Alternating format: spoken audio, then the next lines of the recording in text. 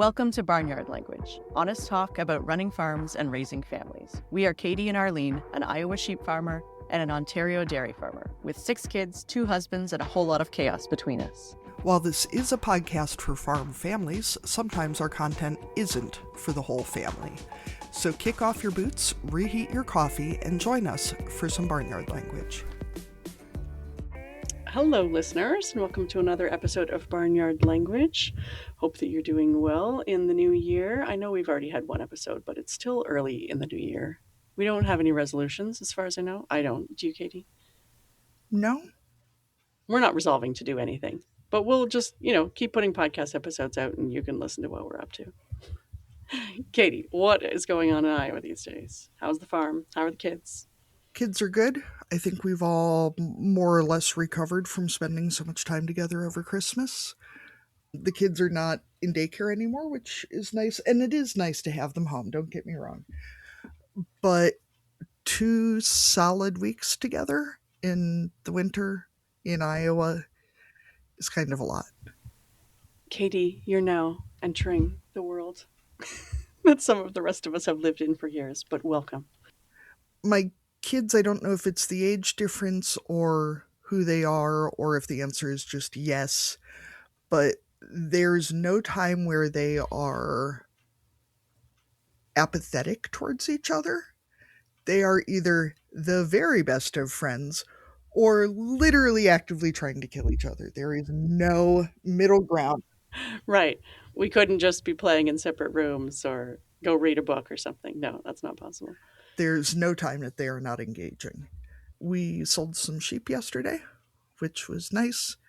We moved some cattle, which was nice until Jim got home from hauling the sheep and found the cattle that were supposed to be, a quarter mile down the road, standing in our driveway at the house. So they got moved twice. Well, no, they let themselves in with the cows, and now they have not gotten moved again because now we need to sort all these steers back out from the cows. I mean, thankfully they are all castrated, but nonetheless, that's just a whole thing. And in truly me fashion, I accidentally bought 200 pounds of cat litter this week. That seems like a lot.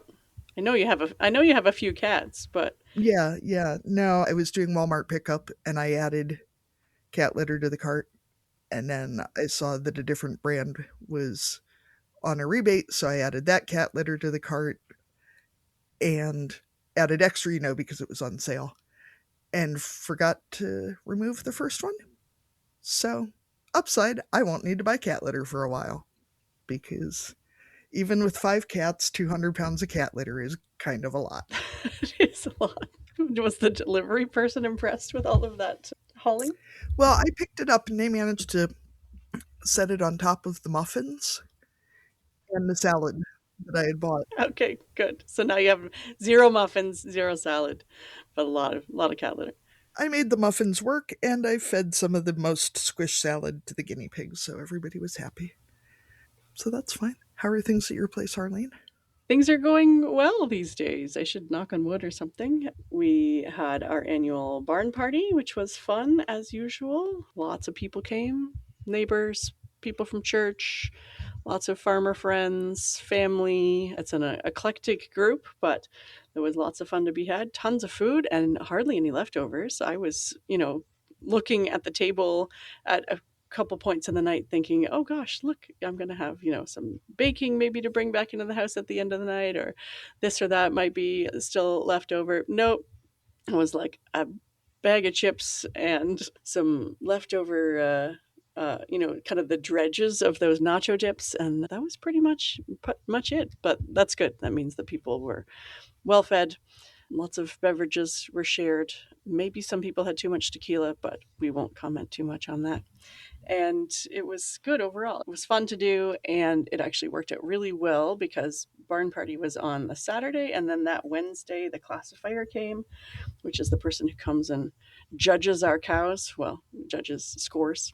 But because one of the priorities of some of the family members is making sure the cows look really good for the barn party, that meant that they were looking their best. And so when the classifier got here a few days later, they were still clipped and their tails were clean and all of that kind of stuff was done. So had a good day with the classifier. We've had lots of calves in December, which I think I mentioned before. So calf barn is at capacity and barn is close-ish to capacity. So we're having to make some decisions on who stays and who goes. But things are going well. And then this week, my husband and I are actually going to leave for a couple of days to go to the Dairy Farmers of Ontario annual meeting, which is always a fun one. We take the train to Toronto and live kind of like city people for a couple of days. You can pick the farmers out in the crowd for sure, though. We're not easy to camouflage ourselves in the city traffic. But yeah, it'll be fun. And we're going with some friends, so that'll be nice too.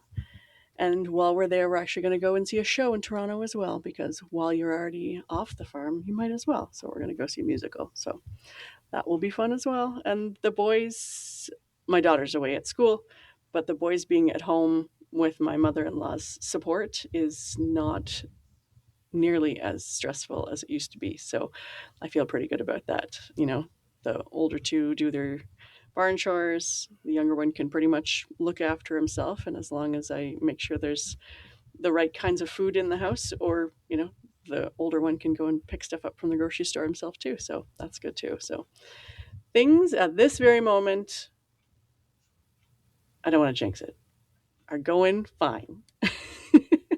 Just fine. That is a great update. Our beloved babysitter was home from college this week, so she came over Saturday so that Jim and I could go out to supper, and it was delightful.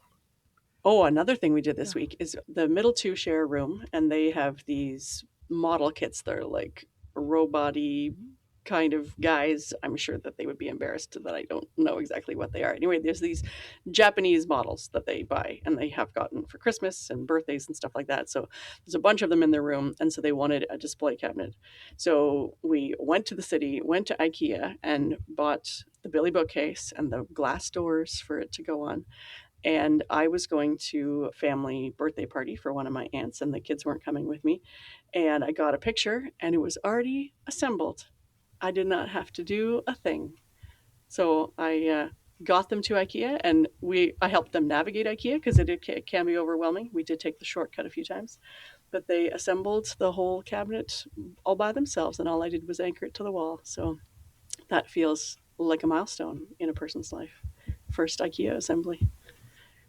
We had kind of a different milestone in our family last weekend. I met my husband in town to go to a family lunch for his great aunt's 80th birthday, and he had gotten the kids ready. And I hopped in the car with them, and I turned around, and my daughter is wearing a pair of my tights and a t-shirt and no skirt or dress or anything. Apparently my tights had ended up in her dresser drawer, and she put them on as pants, and no one noticed. And I did insist, after a bit of thought, that no, we stopped at Walmart and bought a dress. I was a little shook that my 9-year-old was wearing my tights and they weren't, falling off. It wasn't immediately obvious to her that they were not hers. Oh, she knows they're mine, but she likes them. They have bats on them. They're purple. So she was happily wearing them. But yes, I did stop and run into Walmart and buy her a dress to put on with the tights. Because it wasn't quite the look for the 80th birthday party. No. If she was still 3 or 4, it would be cute. At 9, it's a little awkward. Yeah, it was a little awkward. All right, well, why don't we welcome our guests for this week? All right. Our goal as podcasters is to create a program that makes you feel less alone as a farming, ranching, or homesteading parent, but we can't do it alone. Supporting Barnyard Language on Patreon helps us cover production costs and ensures the future of the show, but you'll also gain access to exclusive perks and behind-the-scenes content. Your support enables us to continue bringing you the thought-provoking conversations and inspiring stories week after week. So if you find value in what we're doing and want to be part of the Barnyard community, head over to patreon.com/barnyardlanguage and choose a tier that suits you. So today we are happy to be talking to Amanda, who is joining us from Nebraska. And Amanda, we start all of our interviews with this exact same question. So we always ask our guests, what are you growing? So usually our farmers are telling us about crops and livestock, but they're also telling us about kids and businesses and all the other things that are growing in our lives. So Amanda, what are you growing? Yeah.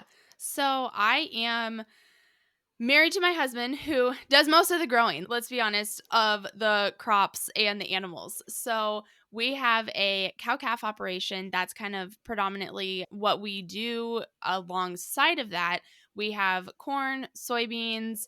We do kind of all of the things that you can grow with cattle. So we do a lot of haying, and actually this year we did some sorghum and just different things like that as cover crops and things like that for our cattle. So anything that it's all tied in with that, that is what we do on our farm. So he does that side of it and I do the growing of our kids. So we have 3 little kids and we also together, mainly I do it, but we sell our home raised beef direct to consumer. So we started that about 4 years ago and it has been growing, expanding, and just really taking off and has been absolutely wonderful. And then on top of that, I love growing a garden. So I'm very into that and have done as much as I can with a new baby this last summer. My garden looked horrible. So I grow it, not necessarily probably the best that I could, but I enjoy it. And so a little bit more about me. I just kind of love agriculture and actually was able to stay in it. And so I also work as a crop insurance agent as my real job, if that is what you want to call it. And then do the direct to consumer beef on the side. And then to top it off with that, I am also doing a podcast of my own. And that is getting changed and is now the Crunchy Farm Mom. And so that's everything of what I do. And yeah, like you said, a little bit of what I'm growing. So Yeah, that is a lot of different growing things. So we know that asking about size of farms is complicated and sometimes people don't necessarily want to answer that question, but it can also provide some context for how busy or how much of the farm takes up of your life, who else is involved, all of that kind of stuff. So when we're talking about scale of farm in terms of who else is farming with you guys, if it's just you, approximately how many cows, approximately how many acres, however you want to talk about that, can you expand on that a little bit? And also breed of cattle, because people seem interested in that too. yeah. So we actually, it is myself and my husband, his mom and dad, and his brother and his wife. We are all in this together. And so predominantly it's the guys. My mother in law helps out a lot because she lives on the farm as well. And so she kind of gets in on those weekend working cows if us wives can't show up or we got little kids, everything like that. It's a whole different world now that we have another baby and I have to not be so involved on that side of the farm. So that is who all is with us. And we actually ranch almost 80 miles away is where we have pasture. So that's where predominantly most of our pasture is. So during the calving season, we are actually doing that trip almost daily. Well, it is daily to feed, check what is calving out there. And then we calve some back at the farm, back where we live around here. And so we calve out, well, we I should say, around 100 or a little bit more than 100 heifers every year. And then we have about 500 cows that we calve out then on top of that. And so that's kind of our year of what we do every year. And that has grown a little bit in the last few years. So we have gone up to that, gotten that in the last couple years. And so just expanding and looking at what that's going to look like for the future and our kids and everything like that. And then on top of that, yes, we have the acres that we have around. I'm going to be completely honest, I don't really know. That's okay. I'm really, really bad at that. I should. But anyway, yeah, we actually, with that, we have a lot of it predominantly around our farm. And then we have some like 15 miles away that we farm as well. And so, yeah, everything, we mainly do corn. I will say that because we need the corn stalks for the cows. And so, yeah, that's kind of where we're at with that. So, And what are the ages of the little kids that we're talking about? I know one is pretty new. yes, yes. So she was born this summer. She's only a few months old. And then I have a preschooler and a kindergartner. So, yeah, it's fun. Yeah, we're little. We're little. It's fun, but you're probably exhausted. So thank you extra for joining us. So, Amanda, what corner of Nebraska are you in? Because for our non geographically friends, Nebraska has what? Omaha, Lincoln, and then the entire rest of the state? Yeah, pretty much, pretty much. So we would probably be considered Northeast Nebraska. It's kind of funny because I say like we're Central Nebraska and on kind of the verge of getting into like Western Nebraska. And then people that are in Western Nebraska just laugh at me because we are absolutely nowhere near Western Nebraska. Where our pasture is a little more like Central Nebraska. But yeah, we would probably be considered Northeast. But if you go to Omaha, we are exactly straight west of there, 2 hours. Interesting, because to me, Northeast Nebraska is like within 100 miles of Sioux Falls. Probably. Yeah, and we probably would almost fall into that. That part of Nebraska is really pretty in a empty-ish kind of a way. Yes, we are right on the edge of starting into the sandhills. So we're probably 30 minutes about till you really start getting to the edge of the sandhills. And then I would consider where our pasture is. We are in the sandhills there. And the sandhills are lovely for anyone who hasn't been there. I guess it doesn't sound really cool, sandhills. It is amazing. It is amazing. It takes a lot for an Iowan to admit that anything about Nebraska is good, Arlene. So you should appreciate that. So Amanda, what is your ag background? So I actually grew up on a small acreage. My dad got started just doing a little bit of everything to introduce animal agriculture to us kids. And we did 4 H. That was a big thing, part of our life. And we actually we AI'd, farrowed, and grew our own show pigs for the fair. And then when I was in 6th grade, I always like telling this story. When I was in 6th grade, I got to start write my first check. I started my first checking account to be able to write a check on bred ewes that then we lambed out, and I was able to raise my own lambs for the fair then that year as well. And we continued doing that. I showed sheep the whole time. We had previously bought them. And then by that time, I was old enough. I was like, Dad, I want to do the chores. I want to be, involved in this as well. And so did that as well. So I showed sheep and pigs and I loved it.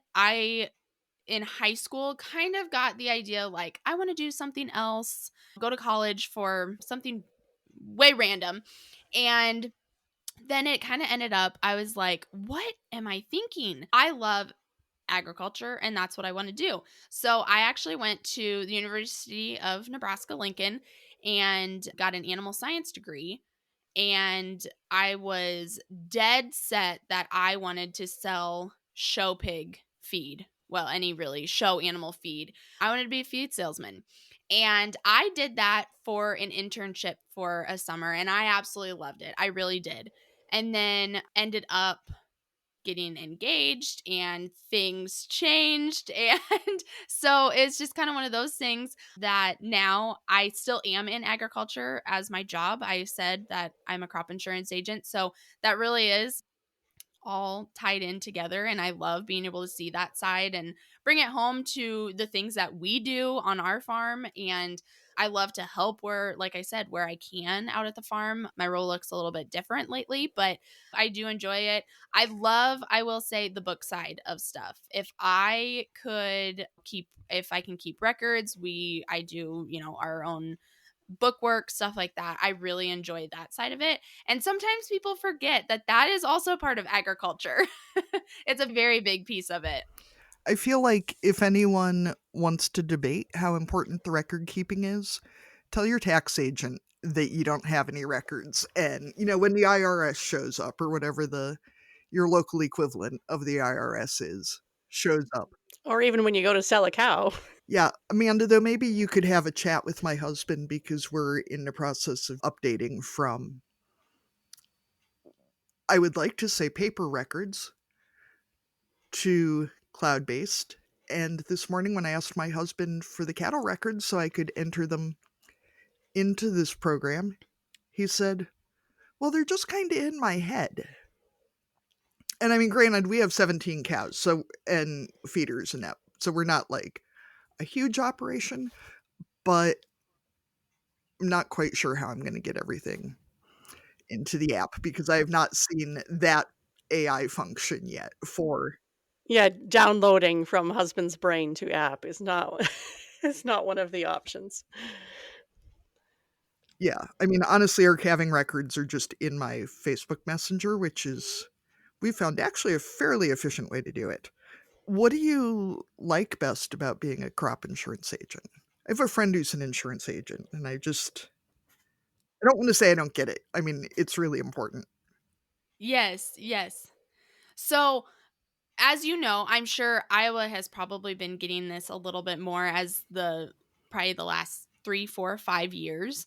But in Nebraska, hail is a very important piece to crop insurance. A lot of companies, quite frankly, probably hate Nebraska because we get hail all the time, and we get a lot of it.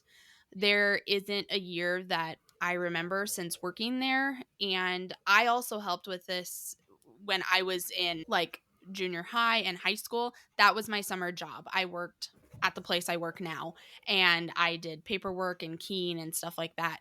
And I can't remember a year that we haven't had at least some of the fields that we insure get hailed on.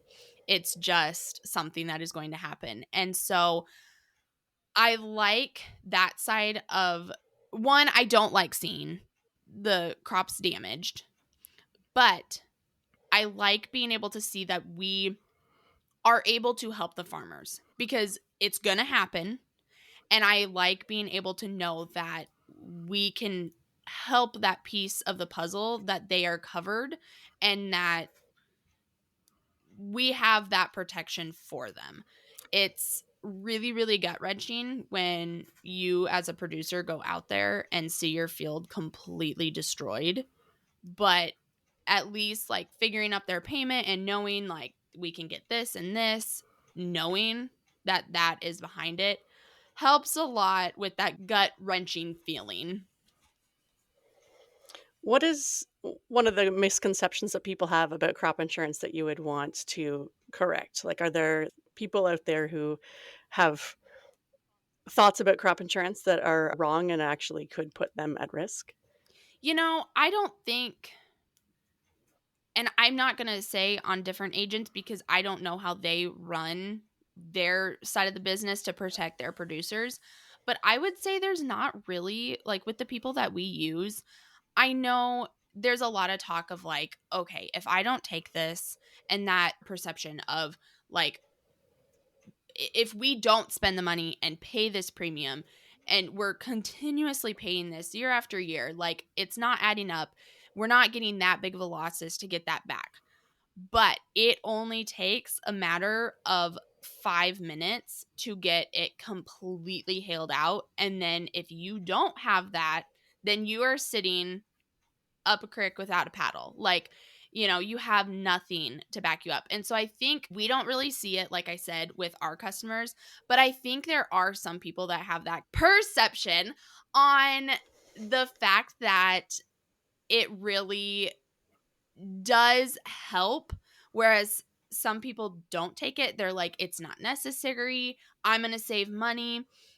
I think a lot of people, whether it's people for an operating note or anything, bankers, there is a lot more requiring it now because it is so prevalent here in Nebraska. But I think if some people had the option, they wouldn't take it. But I really do think that, like I said, things can change in a matter of 5 minutes. And I think being protected outweighs the premium that they have to pay. And I think that's probably one of the only like situations that I can think of on any of that. I think a lot of people are in the same boat that they realize it is a need.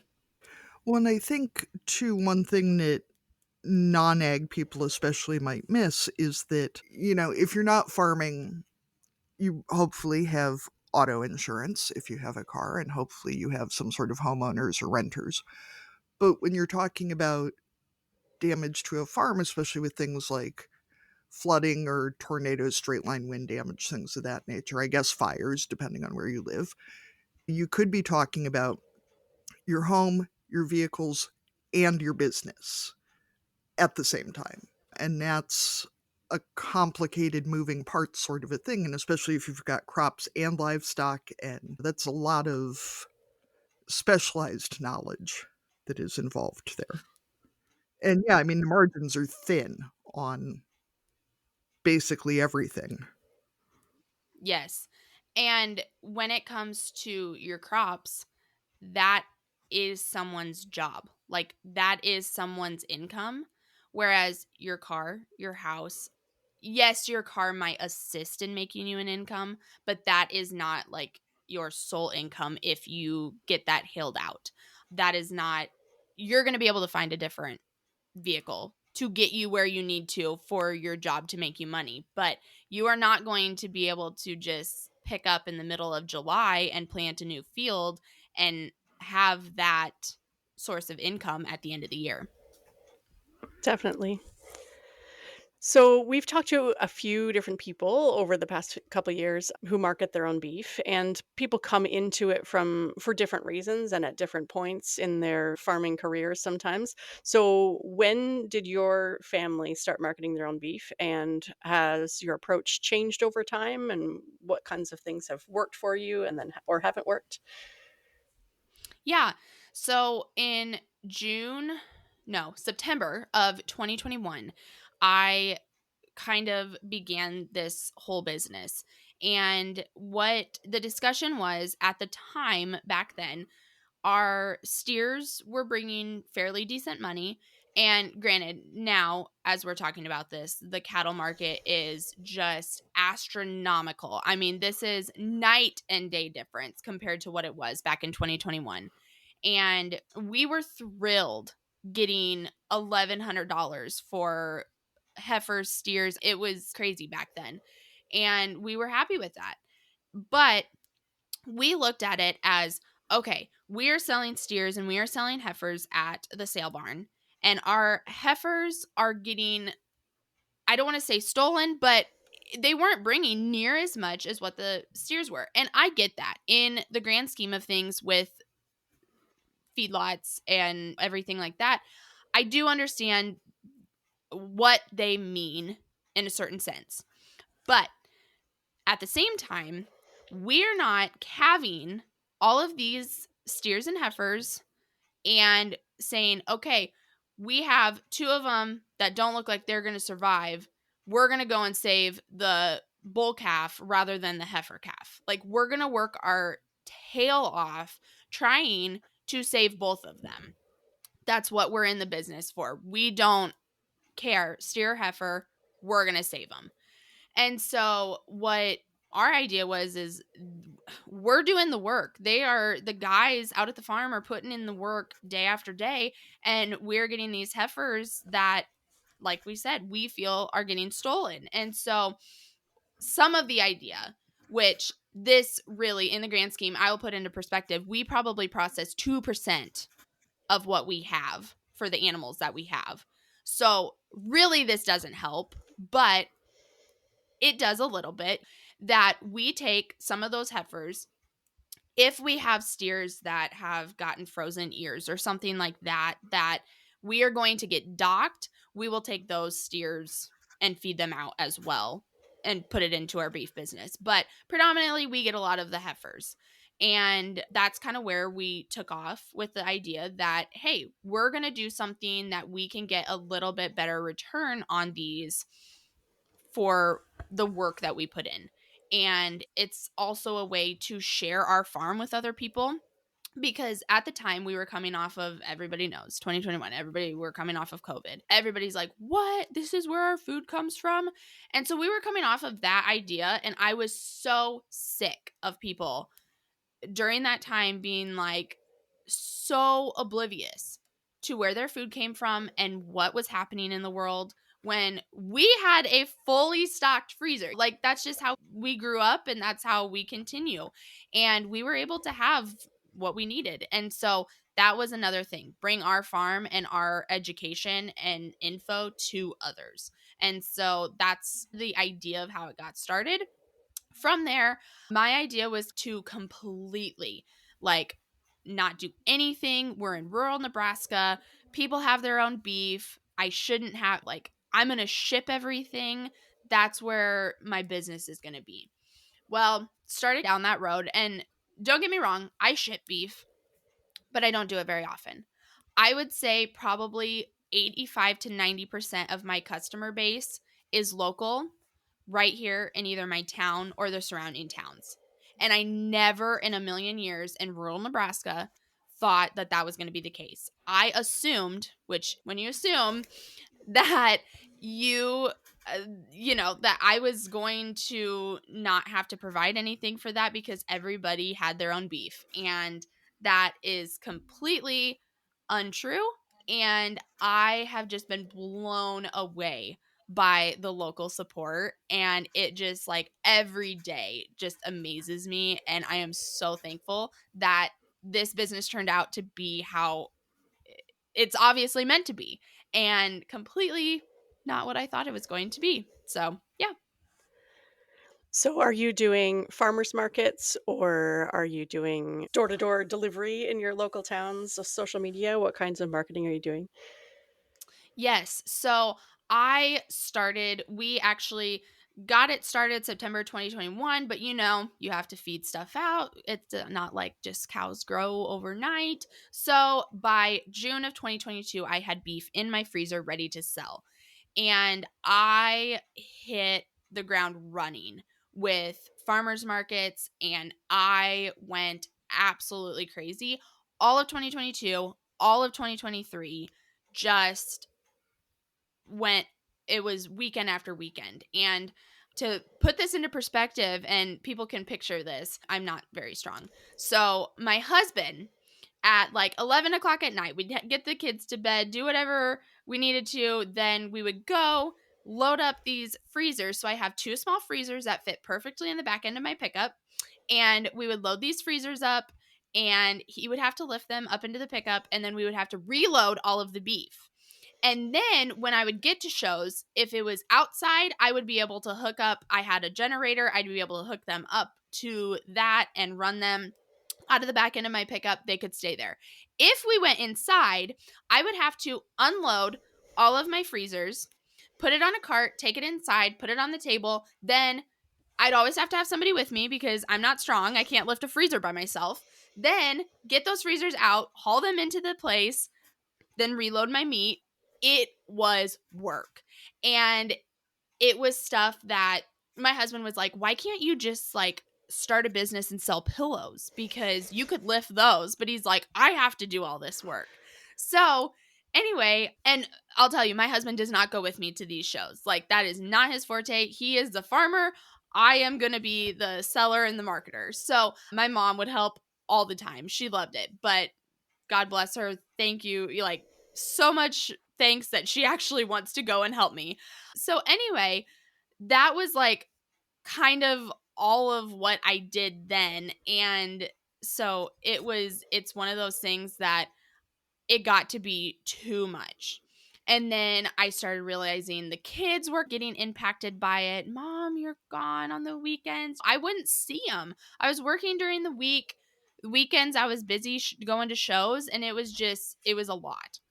2024 I did some, but I really knew I needed to step back. And so in 23 and 24, I actually did a Christmas holiday storefront in a little spot downtown in my hometown. And not my hometown, where I live now would be probably my hometown. But anywho, I did that, and that was amazing. I think that really, really took off the local market, and that was just such a blessing to me that I saw that support. And so ended up stepping a little bit more back then as 24 went to the farmers markets an hour or two away. Then I would get calls that people, hey, can I get this bundle of beef? And so that was making up for those farmers markets that I went to. So then step into 2025, I was pregnant for half of it, and I knew good and well I was not going to be able to go in anything. And now with having a newborn, I just said, okay, 2025, I am absolutely not going to anything. And I have still, with not doing any social media marketing, not doing any email marketing, I have those built-in customers that keep coming back. And it just makes me so happy and so thankful for them. And so yeah, that's kind of the trajectory that I hope to keep staying on, that I don't have to take away family time to do this. I know we direct marketed beef for several years and stopped between having 2 kids and the pandemic. It just wasn't.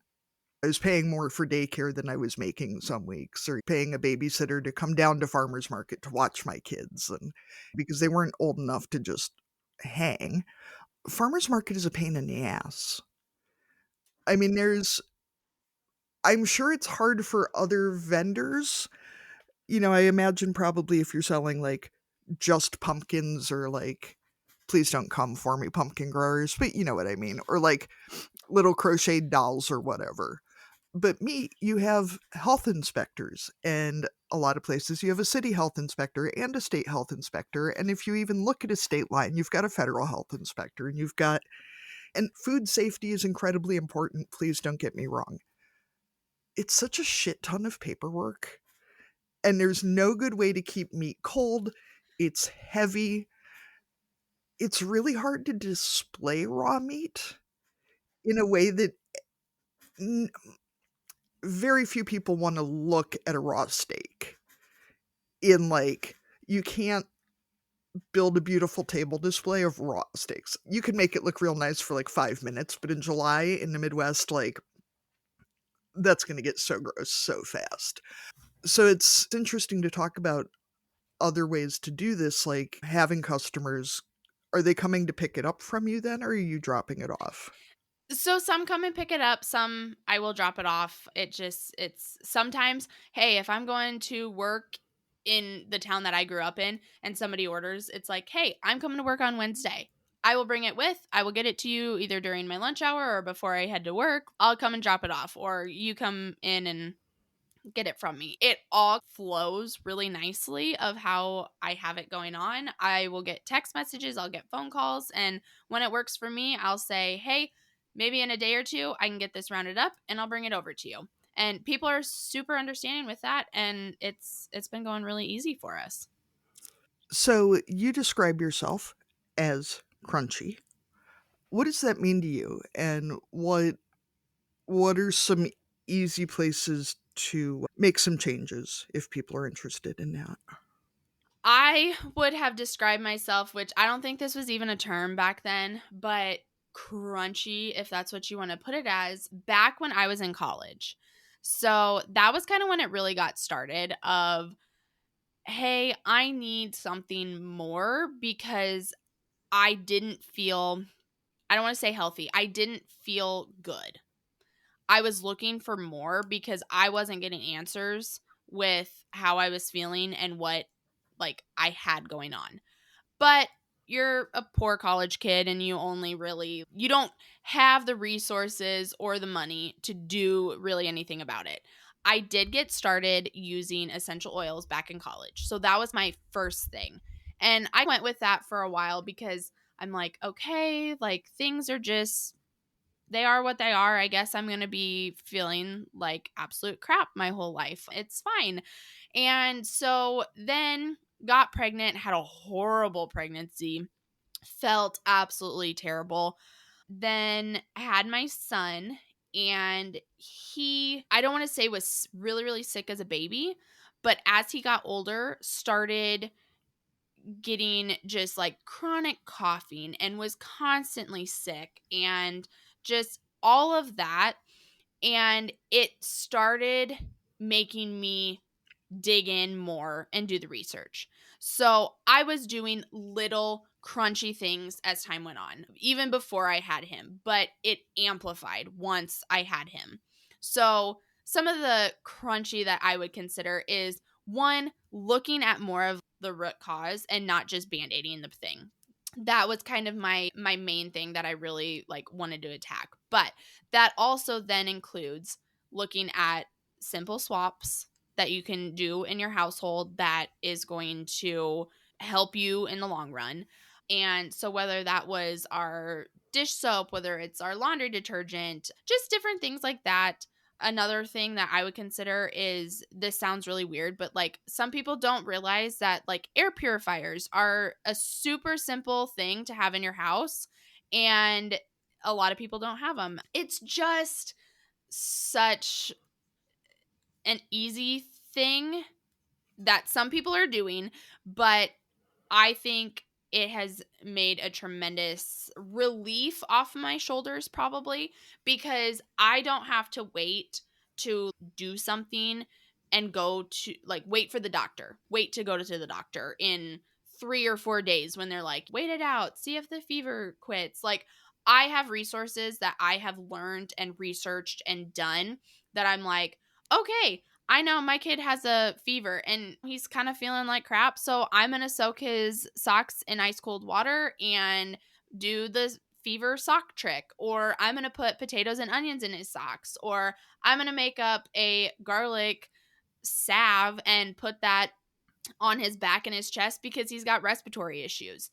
And it's little things that sometimes they're weird, but it's just been like this progression. And each kid, I've learned more, I've done more. Now it's just second nature. And so I will say and be the first to admit, man, we got red dye hot dogs in our freezer. Like, I am not full on like doing this 100%, but we do our best. We try to make it that we can do things that make us feel better quicker. And I will say, my kids get sick. Don't get me wrong. It's not like, oh, my kids never get sick, I do all this stuff. Oh, no, we get sick all the time. But I am proud in that we can get over it quicker, or we can get over it without having to go to the doctor. I will say, since you mentioned air purifiers, a lot of us live on gravel roads. I'm not great at dusting, let's just admit it. And between the amount of gravel dust and the amount of dog hair that our air purifiers pick up, it's disgusting. There is no way that's good for your lungs. And I've got my new furnace filter sitting here to go in today. And it's gross. I think we do really underestimate, especially what air quality does to us. And for a lot of us living in older homes, it's real dusty and nasty. Yes. So we actually live in town. My husband travels out to the farm every day. And it's really funny because ours are disgusting and we're in town, but it's really funny. It like goes off and like starts running a lot when my husband walks by it after he's been at work. And I'm like, well, I'll tell you right then and there, like, you either stink or you're dirty. I was like, get your clothes off. Like, you're dirty. Get out of here. Well, I will say, and this sounds a little weird, I have a hedgehog and guinea pigs in my office at home. In case anyone can hear all that noise in the background, it's the guinea pigs pitching a fit. But I tried some different bedding, and I thought maybe I was imagining it about how much more snorfly I felt, and then I realized that my air purifier was running on like full tilt nonstop, and I was like, maybe we won't use this bedding anymore. Like, that's cannot be good. So when we were talking about freezers full of beef earlier, I was thinking about the fact that I also have a freezer full of beef, and I know Katie does as well. And yet it feels like I always make the same 5 or 6 recipes with all of that beef. Do you have any, especially when you're marketing beef, I know sometimes people give out extra recipes or ideas for different cuts. Do you have any favorites that we could add to our repertoire? Yes. So I will give myself a little plug. I actually made a recipe book that it's an all beef recipe book. And so I have 30 recipes in there, and some from other ladies and some from myself. They are like our tried and true ground beef and cube steak, roast, anything like that. Not so much like actual steaks, because most people have like their favorite way of preparing that or just grilling that. But we have a freezer full of ground beef, and it's like, what do we do with it? So some of mine, my kids love just a simple ground beef stir fry. So a lot of people think of chicken or shrimp that they use, but it's like just throw some ground beef in with your vegetables and put some soy sauce, some teriyaki sauce. I don't even know if I'm going to say this right. That like hoisin sauce. I don't know. Rice vinegar. And then you can even use like spaghetti noodles, or you can use rice. Like it's so simple. It's just like a dump it all and we're good to go. Another one is my kids love spaghetti. I think most kids love spaghetti, but we like amp it up a little bit. I love putting the spaghetti once you like. So we mix our sauce and our ground beef and noodles. So after I mix it, then I put it in a pan to put in the oven, and then I like shove cream cheese, like the spaghetti bakes. But there's a lot of recipes of spaghetti bakes that are like tons of ingredients long. And so I'm like, no, no, no, no. Like, I don't have time for that. So I just chop up my cream cheese, shove some of the things all around my pan, and then I like sprinkle sometimes cheddar and mozzarella cheese over the top.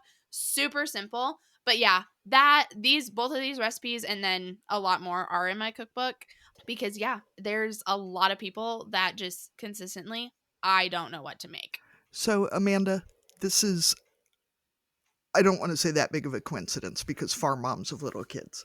We're going to see if we can go 3 for 3 on you suggesting one more recipe, because right now I literally have a ground beef stir fry made with Japanese barbecue sauce from Walmart that is fantastic, and leftover spaghetti in my fridge right now. So suggest one more recipe and we'll see if I have leftovers of that. Oh, okay. So one of the favorites is sloppy joes. It's super simple, and I think it's 5 ingredients. So it's a ground beef. It is chicken gumbo soup, which you wouldn't think of to make in a sloppy joe. It is tomato paste. It has to be McCormick's sloppy joe mix. And then I'm trying to think, or is it just 4? It might just be 4 ingredients. It's 5 if you count the buns, right? True, true. I should have looked it up, but yeah, it's like super good. I am not a sweet sloppy joe eater. Like, I'll eat it if that's what's there, but it's not like something that I'm gonna be like, I want this for supper so bad. And so this sloppy joe meat is like hearty, it's thick. Like my husband would like to say, it's actually gonna put some like meat on your bones or stick to your ribs. Like he likes to say that about mashed potatoes. He needs them sticky because they need to stick to your ribs to like fill you up during the cold season. So this is a very like thick sloppy joe, and it's like absolutely amazing. I might have to try that. Normally we're a manwich house, but now I know what we're having for dinner tomorrow because that sounds delightful. I'm going to sneak in one of my ground beef tips that I maybe I've shared before. I can't remember, but I like to sneak in lentils either into like taco meat or sloppy joes because they're small enough that most of the times my kids don't even notice them, and you can like up your fiber content really easily. So just a can of lentils rinsed and toss them in there, and then ground beef hides them really well. That is a great tip, and I will definitely be taking that because man, like we're pretty good at being able to get our protein, but like getting our fiber in this house is we really struggle. Yeah, you got to sneak it in there sometimes. I will say I often just throw a can of red kidney beans in there. I throw extra beans in pretty much everything. I don't think my kids even know that sloppy joes normally don't have beans in them. Yeah, I will eat most beans, but kidney beans are the ones that like I have a hard time with. So yeah, I go smaller. Black beans or smaller are my beans of choice. So, Amanda, another really burning important cultural question for the Midwesterners. Chili is served with what side dish? Well, Nebraska's known for cinnamon rolls. Yes. Yes. I have never, like, I will eat chili and I will eat a cinnamon roll, but they are going to be separate, and I will not dip my cinnamon roll in my chili. Also, I will not eat sweet chili. So maybe I'm salty. It's such a school lunch thing. Like the idea of that divided plastic tray of, and I'm old enough that our school still homemade everything, which I think is a lot of it. The idea of canned chili and a canned cinnamon roll sounds horrible. But that homemade lunch lady chili with a homemade cinnamon roll and a carton of chocolate milk is like chef's kiss. Perfection. That's what I had in school too. Yeah. In Ohio, they apparently serve peanut butter sandwiches with chili, which we get the same reaction about the cinnamon rolls if you tell that to somebody who didn't grow up with it. So I'm just glad that they're doing it right over in Nebraska. And the Canadian on the podcast has no idea about any of this because school lunches are not a thing. So it was only in the last couple of years that I heard about the cinnamon roll chili combo, and I can't wrap my head around that at all. Next time you visit, Arlene, Okay, sure, on a plastic tray. we'll do it. I'll have to go get some plastic trays. Maybe I can steal them for my kids' school. Okay, so Amanda, we ask our guests to think about when you first became a parent, and it is easier when it's someone whose kids are younger. I feel bad when we have a guest like the other day whose kid was in their 30s or whatever. I'll try to roll your mind back. What was that transition like for you? Did you shockingly somehow feel ready to become a parent, or was it still I don't know that we've had anybody yet who felt prepared for it, but No, I think ahead of time I was like, obviously you have 9 months, you know you're gonna have a baby. And I'm like, yeah, I'm prepared. Like, I had everything done, everything was ready.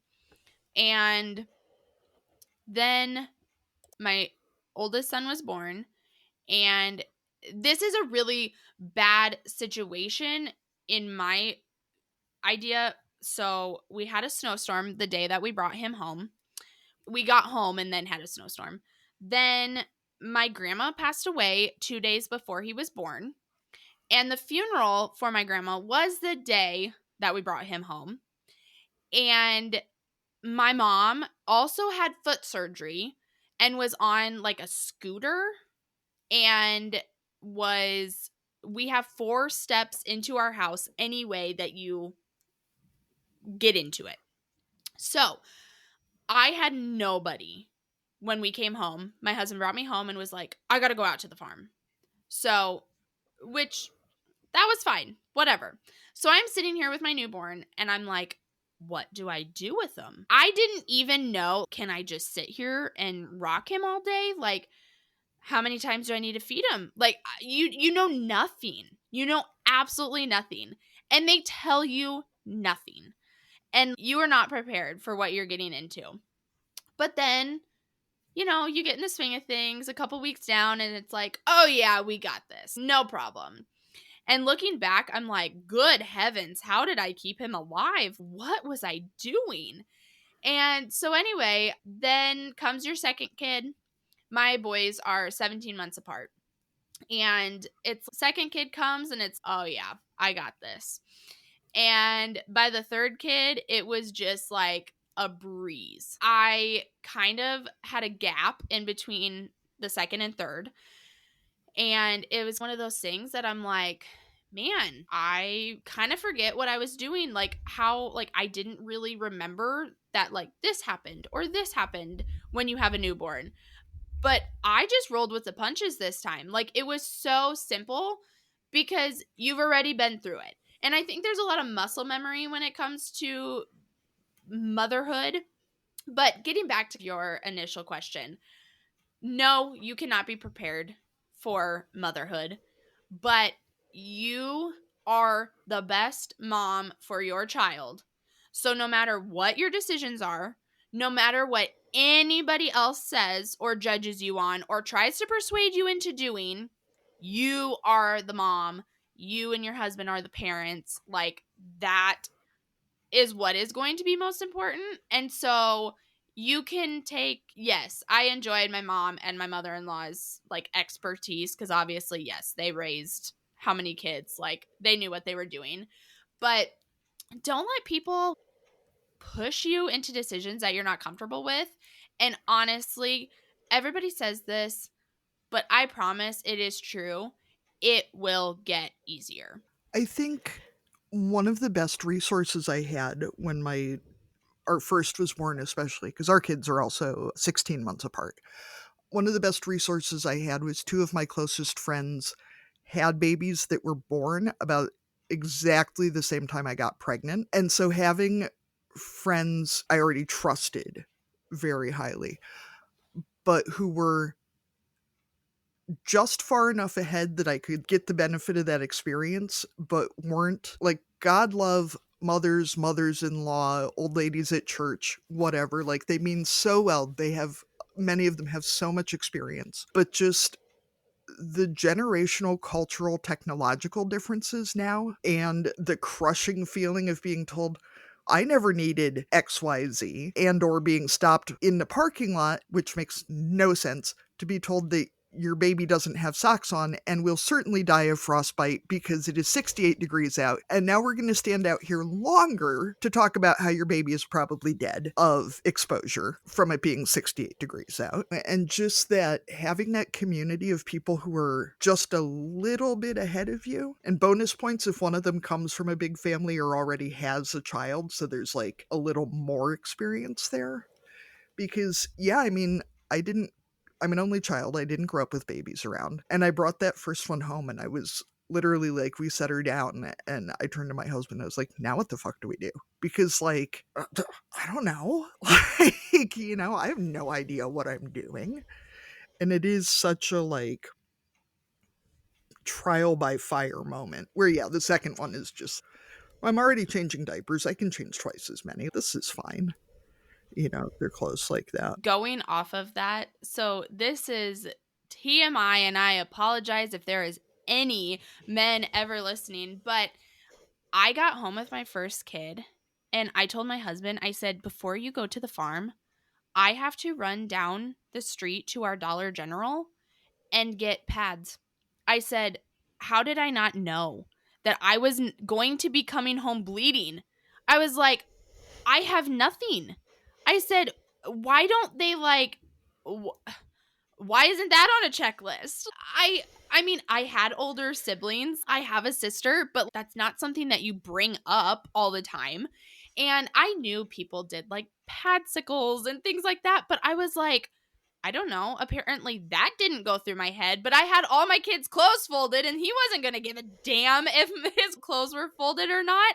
But no, I came home and I was like, oh no. So then by the second kid, I was prepared. And somebody told me, they're like, I don't care, but wearing Depends is the best thing for the first few days after you get home. And oh my goodness, kid 2 and 3, best thing in the whole entire world for the first few days. Well, and I feel like it's something, because on this show, there is no such thing as TMI. And also, generally, if you know me, there is no such thing as TMI.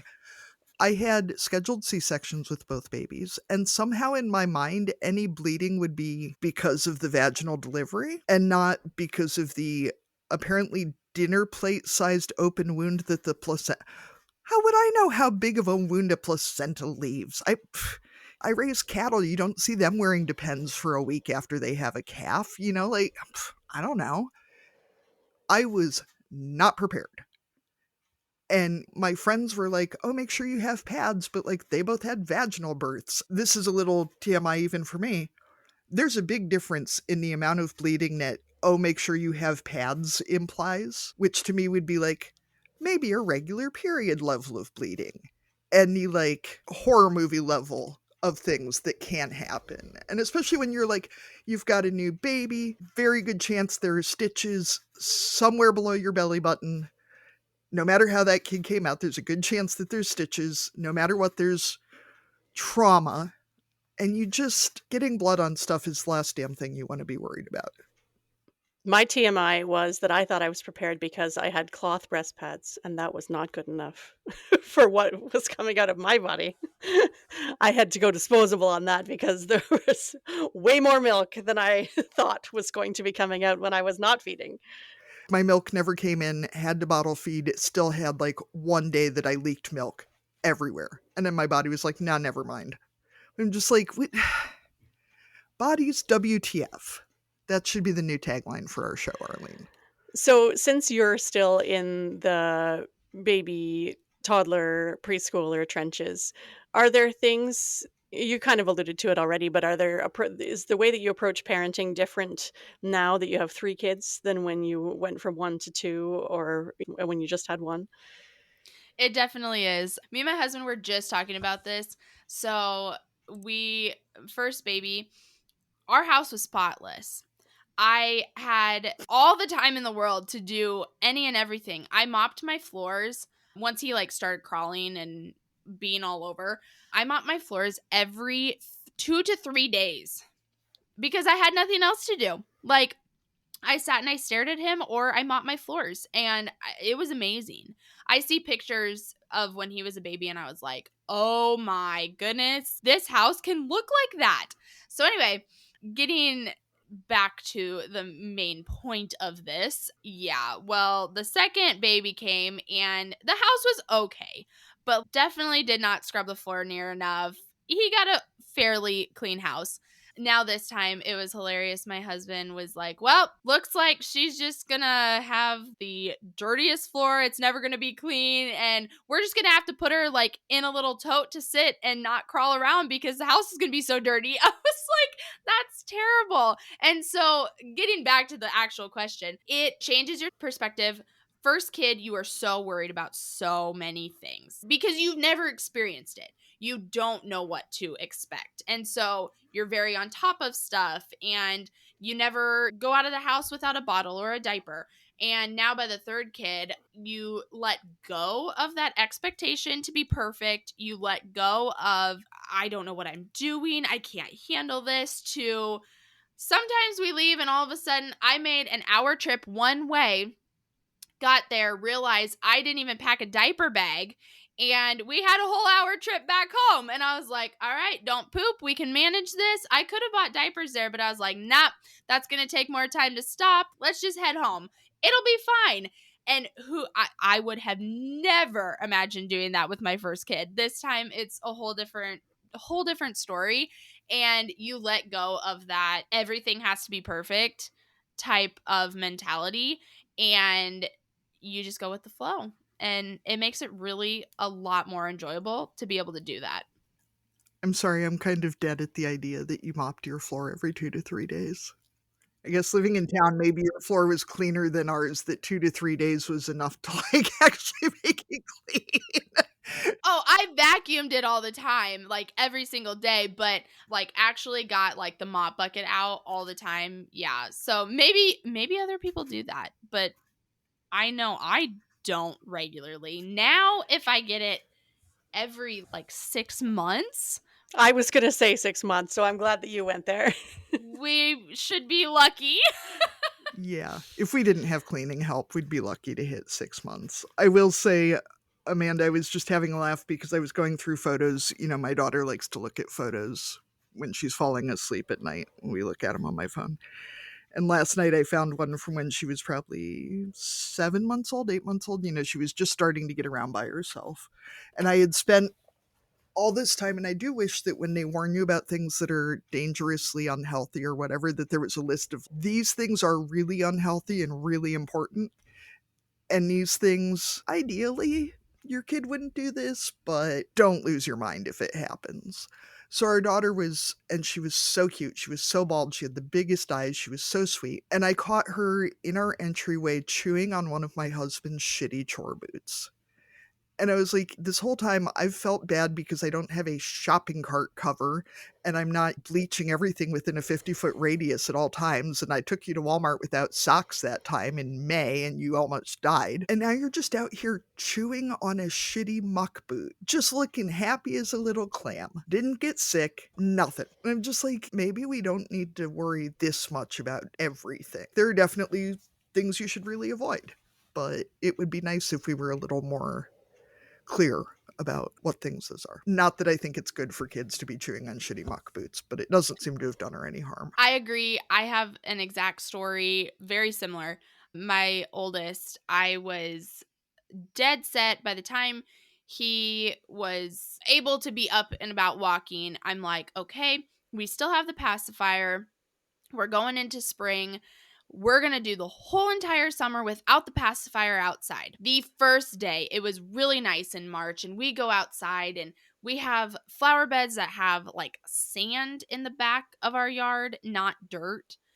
And he's playing, scooping, all this stuff. And I'm kind of running back and forth, just doing some stuff and watching him. And all of a sudden, I see he is eating cat shit from that sandy spot behind our house. And I was like, oh. So I ran inside. I tried to wash his mouth out, gave him like a drink of water, and ended up grabbing his pacifier and was like, all right, we're getting the pacifier all summer long outside because you're not eating cat shit again. And so, yeah, I mean, it's one of those things, like, I was mortified because it was my first child, but at the same time, like, that probably got me over the hump of having those high expectations that I can do everything perfectly when my kid very well humbled me. Start off with the grossest thing and then everything else feels like a win, right? So what does your current setup look like in terms of, I don't want to use the word balance, but managing the farming, the off-farm work, childcare, family life, all of that kind of stuff? How does that look right now for your family? Yeah, so it does help. I work only 3 days out of the week at my crop insurance job. And so the other 2 days, I'm able to be home. On the days that I go to work, we have childcare at a place here in town that is fantastic for us. And so that helps balance that side. I will say there is absolutely no balance when it comes to my beef business and trying to be an entrepreneur on that side of it. That fits in between the cracks of where I can. I schedule out what I can of, okay, I'm going to make this work with the kids and like when I can make stuff work, or if I'm doing calls or meetings with people. But I will say my kids go with me a lot. So that's kind of part of that with the beef business side. I've taken them to some farmers markets. One time, one of the kids was sick, and I was like, you're not really sick enough that you have to be on the couch, but you're sick enough that you're not going to go up to the pasture and be up there in the sun all day working cows with dad. So, like, you're going to come with me. And he was completely fine. So they get kind of drug all over wherever needed to be. When I'm going and delivering beef, they'll be riding with me and helping me out, doing whatever they need to. So I would like to say I have a good schedule, but every day, every week looks completely different. When it comes to the farm side, we right now, obviously, baby kind of stays with me, but weekends, my husband is so good. He takes the boys with him all the time on the weekends because obviously, like, they're little farm kids, they want to be out at the farm, and they just kind of run wild, go play. They're out at grandma and grandpa's at the farm and they love it. My husband is so good at just picking up and taking the kids when he needs to. So like today, I have my son, he just took him and was like, yeah, no problem, we'll be around, just whenever, come get him, that's fine. Tuesday, he kept him the whole entire day. It's one of those things that I wouldn't be able to do it as well or at all if it wasn't for my husband, because he carries that workload as well and doesn't have a problem taking the kids with, which I think is huge. But on the flip side, his dad also, he grew up with his dad taking them. So that makes a world of difference when you grew up that way. That just, it's kind of second nature to him. And so, yeah, I have to brag him up for that he's always willing to make it work. Team effort, right? So, what is your favorite thing about raising kids with a connection to agriculture and being around the farm? I think the values and the hard work aspect that they get to see. I think from a young age, even if they're not specifically in there helping or doing it hands on, they still see that dad isn't home tonight because he's working late. Dad has to get this hay baled before he can come home. Dad's out late combining, or he had to leave in the middle of the night because he has to go and check cows calving. They understand that you have to work hard, and that value is so lost in this day and age. But I think agriculture has such a strong tie to that people in agriculture can bring that back, because no matter what, I don't care if you are growing crops or if you are growing animals, you are physical labor, you're working at it, and it's not the most glorious times of the day. And so that's probably one of the biggest things. The other thing, I love them being able to see what is going on. My kids know that obviously beef doesn't come from the grocery store. If they see beef in the grocery store, they're like, "Hey, mom, is that our meat?" And I'm like, "No, it's not." But they don't even question that it doesn't come from a farm. I mentioned that I love gardening. So, like, they're part of my garden, and they pick the green beans, they pick the tomatoes, they do all that stuff. And even though it's fun for them, I think that's still, even on such a small scale in our backyard, they're learning value in that, and they get to see stuff on the farm that nobody else gets to see. I mean, they've been there when we've been pulling calves. They are there when, yeah, okay, a calf just died, it couldn't make it, we're gonna haul it away. They're right in there helping. Okay, mom, let me go get my gloves. We'll haul it to the dump hole. I mean, and I know that sounds bad, as if you're not in agriculture, you have to get rid of your animals somehow. So, yeah, so they run, grab their gloves, and we load it up and haul it to the dump hole. So they see that kind of stuff. And I think that is so important, because it's a way for them to grow, it's a way for them to learn, and they're not sitting in front of a screen learning things that aren't real life. So that's what makes me happy a lot about farm life. And what's your biggest parenting struggle right now? Ooh, changing attitudes as kids get bigger. I mean, everybody says newborns are hard. I will say that. Like, babies are hard. It's in the trenches, and I keep like thinking, okay, we just have a few more months. You'll get past this, and then it'll get better. And then you get into another struggle, and each time as they grow, you get into different struggles. But there does come a point it feels easy. But now we're kind of transitioning into not like toddler. We're kind of getting into that little kid phase, and like school and all that kind of stuff. And that brings a whole different aspect of struggles. My mom heart hurts some days from it. It's hard, and the things that happen, or you know, that you talk about, or what they worry about, and just different stuff like that. It is a struggle. And one of the best, I don't want to say it's not advice, but what somebody told me was, little kids, little problems, big kids, big problems. And it's not like I really have a full on big kid yet, but I can see as your kids get bigger, yeah, those problems do grow. It's maybe not so much physically tolling like the baby stages are, because that just all is physically tolling, but it's more mental and emotional tolling as a mom as you get older. And there's a lot less that you can do. And that too really, really hurts my mom heart some days. Yeah, it is hard to adjust to the not being the one who can always kiss it and make it better, right? I've got teenagers now, and yeah, to know that they're struggling and that you can't fix it for them, it's a real hard part of parenting. So on the topic of advice or things that people have told you along the way, do you have some parenting advice that you would want to share with another farming parent that you hold on to? I think there again, I would say probably the biggest thing is including them, because I think at the end of the day, that's all they want. They want to spend time with us, and we are living our life and we are trying to provide for them, and we get lost in that.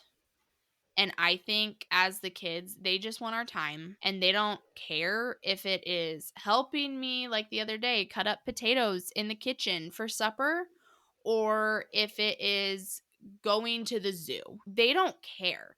That time of them being able to help me and know that they helped me make supper is just as important as the excitement of, hey, we're going to the zoo. Also, like I said, on the farm, that they get to experience that and that my husband takes them and does everything. That is a huge blessing. Being able to include them in that. And yeah, some days it's really dang hard if we're out there. They're running around, we're trying to work cows. It's just a mess. But you know what? They're out there, they're with us, they're learning, they're enjoying it, and they're being little kids. So, we ask all of our guests, if you were going to dominate a category at the county fair, what would it be? And categories can be real or made up to ensure that you win.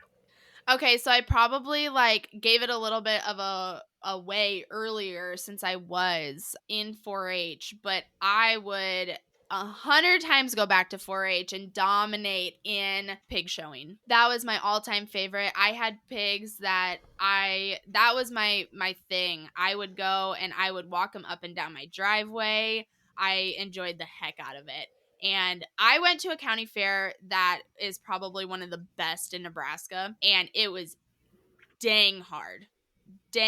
And we had awesome showers.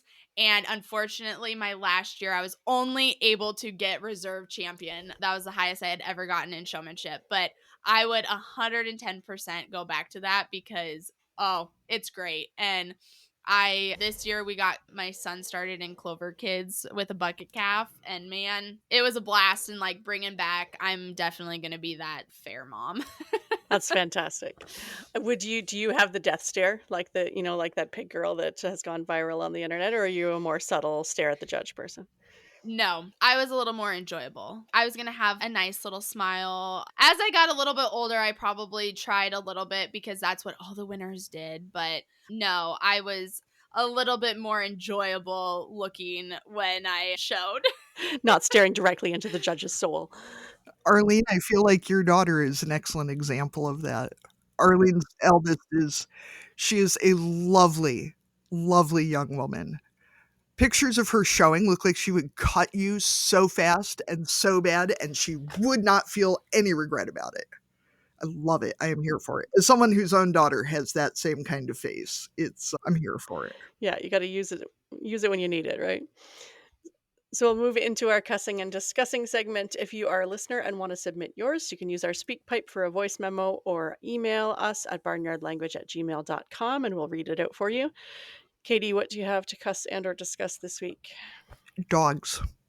I love my dogs. We have a Lab Red Heeler Cross who is 11 this year, and we have an Australian Shepherd who's 3 and change. And you know what? I buy toys for the dogs, and the expensive fancy toys, they completely ignore. They do not care. The balls all disappear. I don't know where they all are. I've probably purchased, I would not be surprised if I have bought 40 retrieving balls in the last 10 years. Part of it is that they hide them places. Part of it is that they hide them places and then my father-in-law hits them with the snowblower on the back of the tractor, which really wings them across the yard.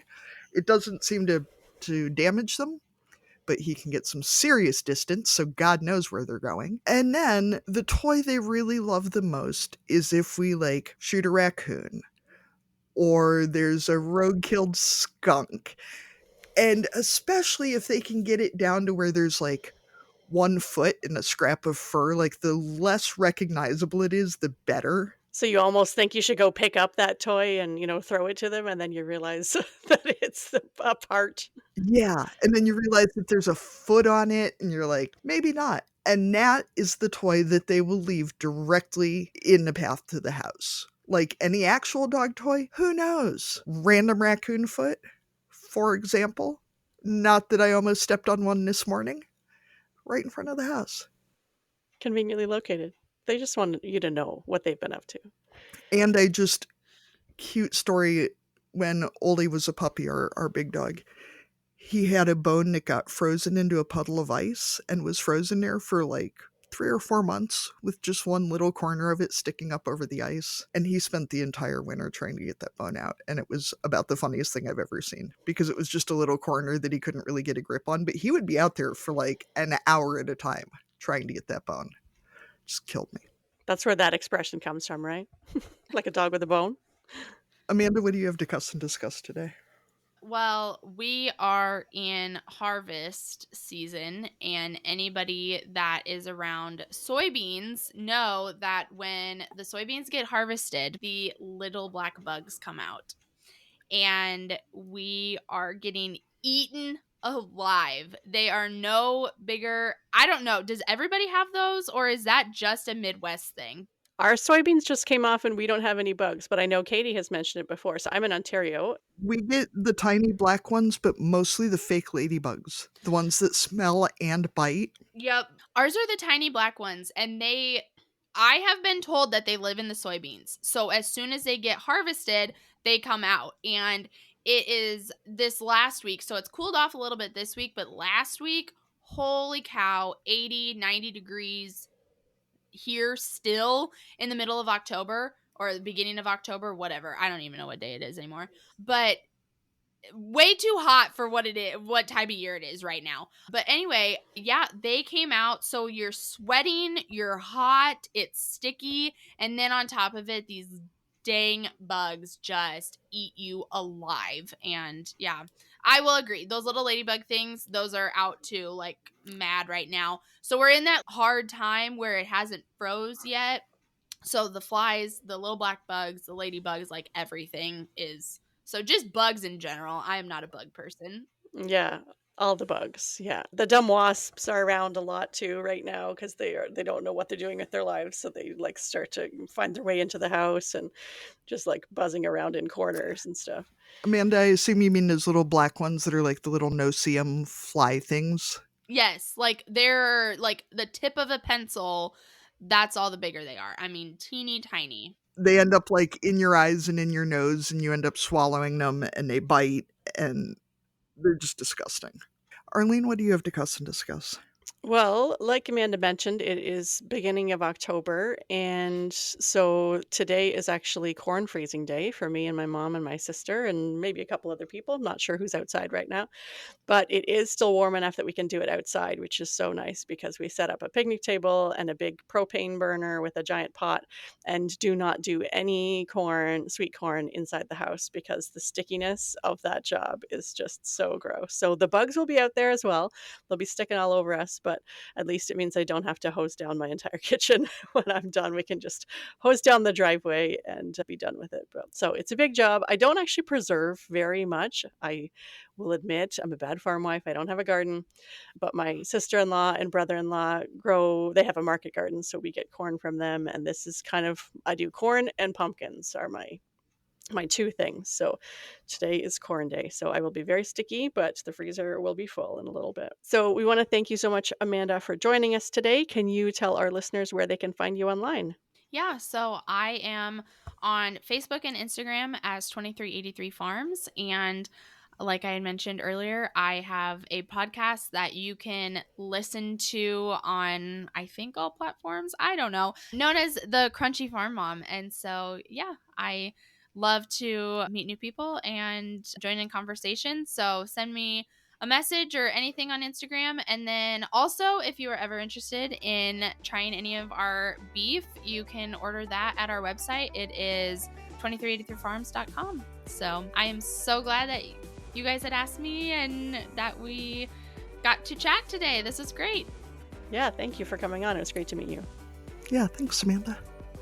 Thank you for joining us on Barnyard Language. If you enjoy the show, please support us on Patreon with a donation. Big thanks go out to our show editor, Krista Paffrath at the Rural Podcast Network. Please rate and review the podcast wherever you listen and follow the show so you never miss an episode. If you want to connect with other farming families, join the private Barnyard Language Facebook group. We are always in search of future guests for the podcast. If you or someone you know would like to chat with us, get in touch.